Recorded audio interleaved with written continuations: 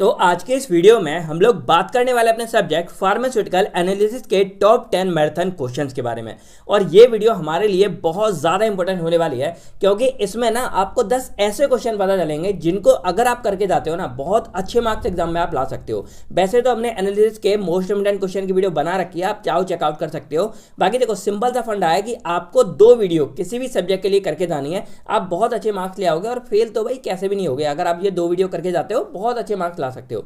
सबसे पहले तो यही होगी टॉप 10 मैराथन क्वेश्चन वाली जो हम आज यहाँ कवर कर रहे हैं। और इसके अलावा 2 मार्क्स की जो हमारी निचोड़ वीडियो होती है तो ऑलरेडी कवर है, यूट्यूब पे मिल जाएगी। लेकिन जो भी हमारी इसकी पीडीएफ और जो भी जितने भी क्वेश्चन है यूनिट वाइज सॉल्यूशन की पीडीएफ और जो ये वाले टॉप 10 क्वेश्चन होंगे इनकी भी पीडीएफ सॉल्यूशन सारी की सारी आपको केयरवेल फार्मा के अंदर क्रैश कोर्स के अंदर देखने को मिल जाएगी। आप लोग चाहो इनरोल करके सारा को चेकआउट कर सकते हो। अब सिंपली हम बात करें अगर इसके क्वेश्चन के बारे में, उससे पहले आपको क्या करना है, एनालिसिस की डेफिनेशन कमेंट करके लिखनी है। भैया आपको पता तो डायरेक्टली क्वेश्चन देखने तो नहीं आ गए, तो आपको फटाफट जो है फार्मास्यूटिकल एनालिसिस को कैसे डिफाइन करोगे कमेंट करके लिखना है। बाकी चलिए हम अपने क्वेश्चनों को स्टार्ट करते हैं, लेकिन उससे पहले हेलो दोस्तों, कैसे आप सभी लोग। आई होप आप सभी लोग बहुत बहुत अच्छे होंगे। तो मेरा नाम है आकाश कुमार और स्वागत करता हूं मैं आप सभी के अपने चैनल केयरवेल फार्मा में। अब देखो ये तो आपको पता है कि भाई इसके अंदर क्वेश्चन तो हमारे बहुत ज़्यादा बनते हैं, तो इनको शॉर्टलिस्ट करना भी काफ़ी ज़्यादा टफ था। बाकी थोड़ी बहुत आप बातें सुनते भी जाना क्वेश्चनों के अलावा, जिससे आपको एक आइडिया लग जाएगा कि भाई करके कैसे आना है आपको। तो सबसे पहला हमारा मेजर मोस्ट इम्पोर्टेंट क्वेश्चन आता है define errors and types of error and sources of error, और उसके बाद मेथड ऑफ मिनिमाइजिंग एरर। यानी कि सिंपल ये समझ लो कि एरर्स का पूरा खानदान आपको पढ़ के जाना है, क्योंकि भाई एरर्स के बारे में कुछ भी पूछ लिया जाता है। एरर्स हमारे क्या होते हैं, एरर्स के टाइप्स हमारे क्या होते हैं, एरर कहाँ से आता है, और जो सोर्सेज होंगे उन्हीं के बेस पे आप उसको मिनिमाइज करने के मेथड भी समझ जाओगे। तो सिंपल था ये पूरा एरर के बारे में डिटेल्स में आप लोग अच्छे से पढ़ लेना। देन हमारा नेक्स्ट क्वेश्चन आता है यहाँ पे, तो इसमें कुछ छोटे छोटे 2-3 क्वेश्चन बन सकते हैं, उनको आप यहाँ समझ लेना। सबसे पहला इसमें क्या बनेगा, sources of impurities in medicinal plant, तो मेडिसिनल एजेंट, सॉरी प्लांट नहीं एजेंट। तो यहाँ पे क्या है कि इंप्योरिटीज हमारी एक्चुअल में क्या होती हैं, फिर ये इंप्योरिटीज आती हमारी कैसे हैं। तो कोई ज़्यादा टफ क्वेश्चन नहीं है, मतलब बहुत सिंपल है। 10 से 12 आपको कुछ पॉइंट्स होंगे तो आप करके जाओगे नॉर्मली। अगर आपको 7-8 भी पॉइंट याद रहते हैं आप उसको करके आ जाओगे, बहुत अच्छे से मार्क्स लेके आ सकते हो। तो ये हो गया आपका सोर्सेज ऑफ इंप्योरिटीज वाला। देन इसी के अंदर एक नेक्स्ट क्या आता है, मेथड ऑफ एक्सप्रेसिंग कंसंट्रेशन। अब देखो इसमें क्या है ना, इसको इसलिए डाउट में डाला है क्योंकि 2 नंबर में इसके क्वेश्चन काफी बनते हैं। जैसे हमारी नॉर्मेलिटी क्या है, मोलरिटी क्या है,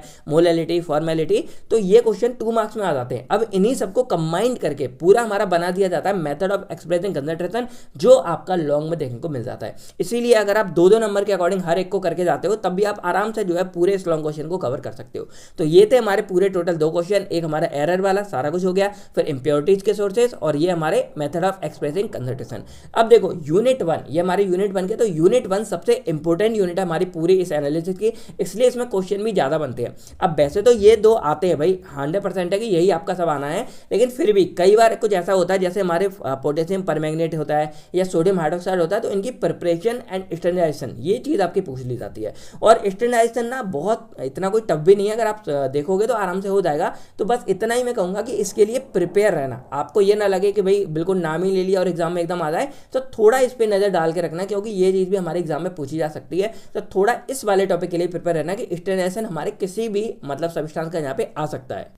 बाकी यहाँ पे मैंने इनको 2 मार्क्स लिखा है, तो जो आपकी 2 मार्क्स वाली निचोड़ वीडियो होगी वहाँ पे आपको इनका सॉल्यूशन भी मिल जाएगा। तो जैसे एक्यूरेसी, प्रिसीजन, प्राइमरी, सेकेंडरी क्या होते हैं, तो ये सब 2 मार्क्स के अकॉर्डिंग आते हैं। बस इनको मिला के यानी कि 2-3 को कंबाइन करके आपको 7 या 10 में दे सकते हैं, इसीलिए मैंने यहाँ पे इनको मेंशन कर दिया कि आपको पता हो। तो ये आपके 2 मेन हो गए। अब हम बात करें नेक्स्ट अगर, तो यहाँ पे थर्ड हमारा क्वेश्चन आता है डिफाइन एसिड बेस टाइट्रेशन। तो देखो ये वाला इंपॉर्टेंट क्वेश्चन है एसिड बेस टाइट्रेशन, और इसके अंदर strong acid versus strong base के ऊपर काफी बार क्वेश्चन आता है। 4 टाइप्स होते हैं और सबसे इंपॉर्टेंट हमारा यही वाला है।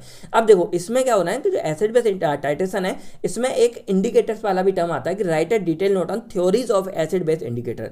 तो कई बार तो ये पूरा कंबाइंड फॉर्म में आ जाएगा, यानी कि सिंपल आ जाएगा कि पूरा नोट लिखो थ्योरीज के ऊपर। कई बार हमारा एसिड बेस टाइट्रेशन आ जाएगा और इसका टाइप यानी कि स्ट्रॉन्ग एसिड स्ट्रॉन्ग बेस के ऊपर आ जाएगा। अब ये जो टर्म है ना, ये हमारा न्यूट्रलाइजेशन कर्व के अंदर ही आ जाता है, क्योंकि इनका एक ग्राफ भी बनता है, तो वो ग्राफ हमारा इसके अंदर आता है। तो अगर आप एक क्वेश्चन करने बैठोगे ये कंप्लीट ही आप लोग करके बैठोगे और इसमें से कुछ भी हमारा पूछा जाता है, इसलिए यहाँ पूरा मेंशन किया है। तो सिंपल क्या बनता है, define acid base titration, right a detailed note on theories of acid base indicator, और उसके बाद इसी को और में बोले या तो ये आएगा या इसकी जगह आ जाता है कि न्यूट्रलाइजेशन कर्व हमारे एक्चुअल में क्या होते हैं, और स्ट्रॉन्ग एसिड बता स्ट्रॉन्ग बेस के ऊपर आपको ये कर्व बनाना है या ये टाइट्रेशन आपको लिख के बतानी। बहुत सिंपल है, सॉल्यूशन आपको ऐप के अंदर मिल जाएगा, आप लोग चेकआउट कर सकते हो।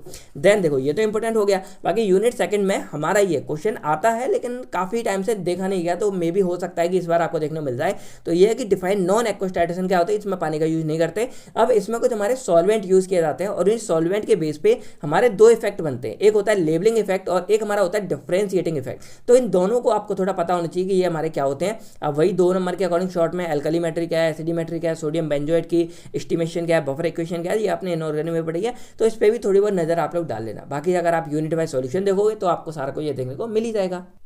बाकी हमारे यूनिट थर्ड तो भाई सबसे ज़्यादा इंपॉर्टेंट है, यानी कि यूनिट फर्स्ट इंपॉर्टेंट है और उससे भी ज़्यादा इंपॉर्टेंट हमारी यूनिट थर्ड है, इसीलिए इसमें से 3 क्वेश्चन आपके लिए बनाए मैंने। तो यहाँ पे सबसे पहले मेजर मोस्ट क्या आएगा, detail note on precipitation titration के बारे में लिखो। अब या तो पूरा डिटेल्स में नोट आ जाएगा, लेकिन डिटेल में अगर नहीं आता है तो इसी के अंदर हमारे आते हैं मोर्स मेथड, वोलार्ड्स मेथड और फजांस मेथड। अब ये 3 हमारे बारी बारी से, अब देखो किसी एक को हम यहाँ नहीं चुन सकते क्योंकि बदल बदल के ये आते रहते हैं। फिर भी अगर आपको टाइम कम हो तो मोर्स मेथड वाले तो बिल्कुल भी मिस मत करना, ये बिल्कुल देख के जाना। और वोलार्ड मेथड में जो मॉडिफाइड वाला होता है ना, ये हमारा पूछा जाता है, ये देख लेना। अब मोर मेथड को थोड़ा अगर 10 नंबर में मान लो कभी आता है तो इसके अंदर ना एस्टिमेशन ऑफ सोडियम क्लोराइड और आता है, इसको भी थोड़ा नजर डाल लेना, ज्यादा लेंदी नहीं है, आधा 1 पेज में ये भी आपका कवर हो जाएगा। तो पूरा ही आपका 4-5 पेज का 10 नंबर के अकॉर्डिंग हो जाता है। तो ये हमारा हो गया पूरा प्रेसिपिटेशन, और इसमें सबसे इंपॉर्टेंट हमारा मोहर्स मेथड हो गया। अब इसके बाद सबसे ज्यादा मेजर मोस्ट पूरी यूनिट थर्ड का क्वेश्चन आता है हमारा ग्रेविमेट्री एनालिसिस के ऊपर। तो सिंपल क्या आता है कि ग्रेविमेट्री हमारी क्या होती है, उसके बाद right various steps involve in gravimetry analysis.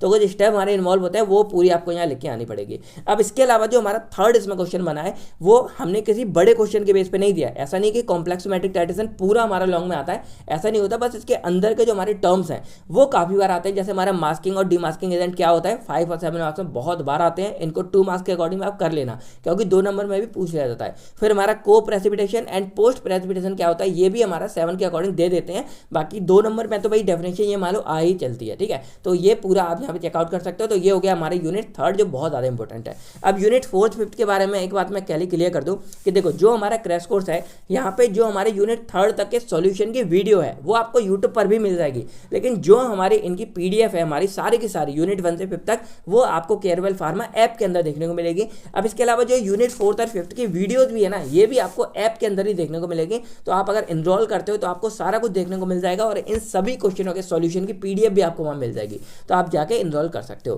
बाकी नेक्स्ट हमारा 8th क्वेश्चन यहाँ बनता है डिफाइन रिडॉक्स टाइट्रेशन। अब देखो रिडॉक्स टाइट्रेशन के ऊपर या तो क्वेश्चन आएगा तो उसका प्रिंसिपल क्या होता है, एग्जांपल एप्लीकेशन, ये थोड़ा शॉर्ट में आता है। लेकिन इसके ऊपर जो मेन हमारे आते हैं वो 2 क्वेश्चन बनते हैं यहाँ पे।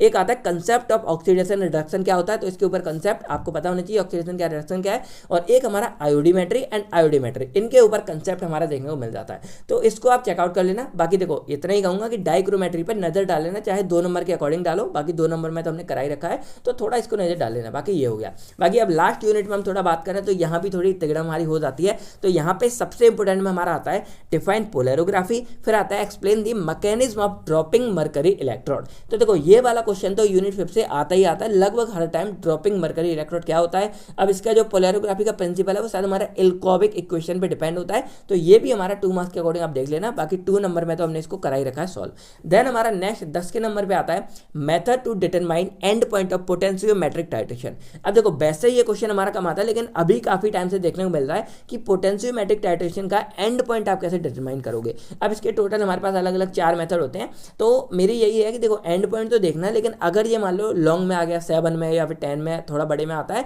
तो इसमें पोटेंशियोमेट्री एक्चुअल में क्या होता है ना, उसके बारे में भी थोड़ी आप नजर डाल लेना। और वैसे हमने वो कराई हुई है तो थोड़ा उस पर भी आप डिस्कस कर लेना। अब इसके अलावा एक टॉपिक हमारा इलेक्ट्रोकेमिकल सेल्स के ऊपर होता है, तो वहाँ पे हमारा स्टैंडर्ड हाइड्रोजन जो हमारे ग्लास इलेक्ट्रोड होते हैं, कैल्विन इलेक्ट्रोड, इनको आप अच्छे से देख लेना, क्योंकि ये हमारे काफी बार देखने को मिले भाई स्टैंडर्ड हाइड्रोजन पे आ गया या कैल्विन इलेक्ट्रोड पे आ गया, तो इनको आप चेकआउट कर लेना। तो यही थे हमारे यहाँ 10 क्वेश्चन। बाकी सजेशन यही रहेगा कि आप कंडक्टोमेट्रिक पे थोड़ा बहुत नजर डाल लेना। तो आई होप अब आपको जो है यहाँ पे आपके टॉप 10 ऐसे क्वेश्चन मिल गए होंगे जिनको अगर करके जाते हो ना भाई, इनसे अलग कहीं नहीं आने वाला। अगर आप इन 10 क्वेश्चनों को करके जाते हो पास भी हो जाओगे और बहुत अच्छे मार्क्स लेके आओगे। तो यही था आज की इस वीडियो में, इनके सॉल्यूशन और बाकी यूनिट बाय सॉल्यूशन सारा कुछ आपको एक अंदर मिल जाएगा, जाके चेकआउट कर सकते हो। बाकी बस दोस्तों आज की वीडियो में इतना ही। अब इस वीडियो को आप लोग लाइक करना और सभी दोस्तों के पास शेयर करके उनको बता दो कि भाई वीडियो आ चुकी है। बाकी मैं बताऊंगा सब नेक्स्ट वीडियो में। तब and thank you, take care. आप सभी लोग अपना अपनी फैमिली का ध्यान रखिएगा। बाय बाय दोस्तों, जय Hind, all the best for your exam.